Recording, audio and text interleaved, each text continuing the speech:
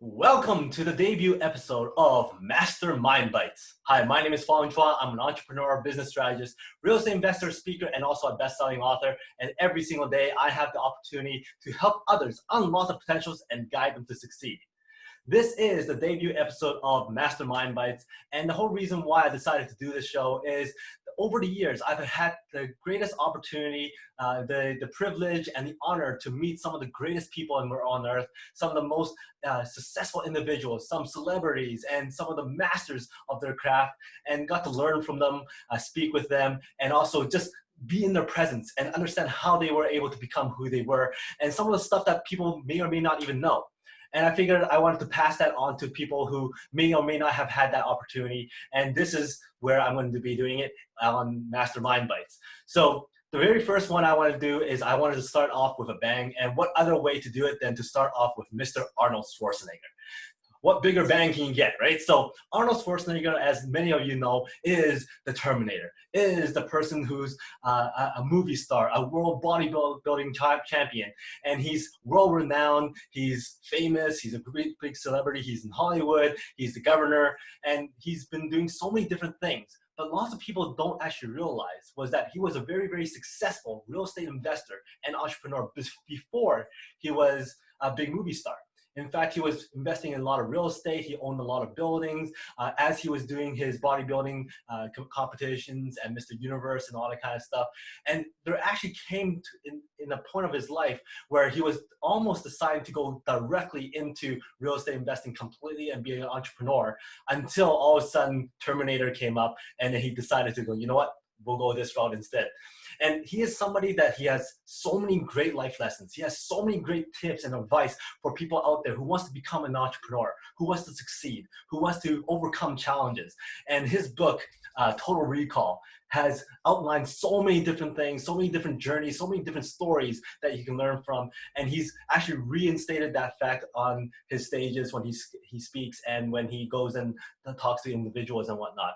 Now, I've been very fortunate to meet him a few times, not once, but twice, and also share the same stage as him. And just getting to know him, getting to understand what he does, how he does it, listening to him speak, just really absorbing that atmosphere of his presence has been absolutely amazing. Now, as I said before, he has a lot of great life lessons, but there's three that really stuck out to me. And the very first one is turning your limitations into your assets. Now, for somebody like Arnold Schwarzenegger, back in the day, his body is kind of unique. His name is absolutely unique and kind of weird at the time as well. He was told by lots of agents and lots of movie producers that there's no way they can get a movie for him because his body is too weird or too unique, and his name is too hard to spell and too hard to say, and it's gonna be hard for people to know who he is, and it's gonna be difficult for people to understand what he's saying because he has this huge accent. Now, he understood that he had these liabilities. But what he also did was he was very, very focused in what he wanted to do. He turned those liabilities into his assets. He worked very, very hard, extra hard to perfect his English, to limit the amount of accent that he has, to make it more unique. Now, everybody knows when you hear, I'll be back, or that accent, you know that people are talking about Arnold Schwarzenegger. He made that accent his own. He made that accent something that is his brand, it's his asset. Now, everybody who makes that accent thinks Arnold Schwarzenegger. Now, he also has done so well. He held out on all these other roles, like the security guard, or the bodyguard, or the European cop or whatever like that, because he didn't want to be the second, third, fourth string actor. He wanted to be a main lead. So he held out, kept on working on his craft, kept on getting more acting lessons, kept on working on his accent, kept on working on his bodybuilding until one day, Conan, the barbarian role came up, and he was perfect for that role. He was so perfect for that role that actually the director said if it wasn't for Arnold Schwarzenegger, they would have had to go and build a Conan. They would have to build somebody to look like that that posture, that kind of build to play that part. So Arnold Schwarzenegger, in fact, became the perfect person for that role and became that lead, and he never looked back. From there, he became a Terminator, and he got so many other roles, True Lies, Commando, and all these other great roles that everybody remembers him as. And he made all his liabilities into his assets, and not only his assets, but he made it into his brand. You know who he is because of all those things. You know who he is because of his name. You know who he is because of his accent. You know who he is because of his body. And it's just amazing what he's been able to do when somebody said that certain things about him was his assets, was his liabilities, how he turned it all into his assets. Now, the second thing that I thought was very, very powerful was he stressed how important it was to recognize that there are 24 hours in a day. In a speech that he did at a university, he was opening it up for questions. And some of the students put up their hands and says, you know what, we need, tuition is just too high. We can't afford it. In order for us to afford it, we have to go find a job. So can you please give us back some relief and not raise the tuitions that high? This is during the time he was governor. Now he goes, well, what's wrong with finding a part-time job?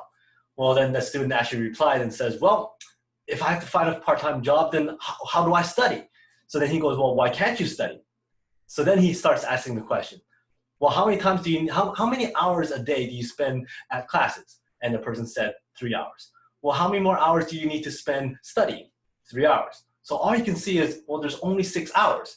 What are you going to do with the other 18 hours of your day? There's 24 hours. Are you maximizing those 24 hours? In fact, if you go and work for a part-time job, a 4-hour part-time job, and you sleep for another, let's say 6 hours, you still have another 4 hours or so to have fun, go out dancing, go dating, and enjoy life and relax. So why are you saying that there's not enough time? There's enough time for you to find a part-time job and do your studies and go to school and still have time. In fact, when he was younger, he spent 5 hours a day training. He spent 4 hours a day on top of that on acting classes. Then he went to college. Then he also finished his college, did his homework, and also did a part-time and full-time construction work.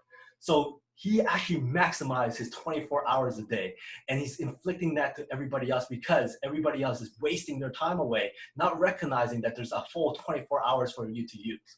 The last thing that I would like to stress about his lessons or his advice is to stay hungry.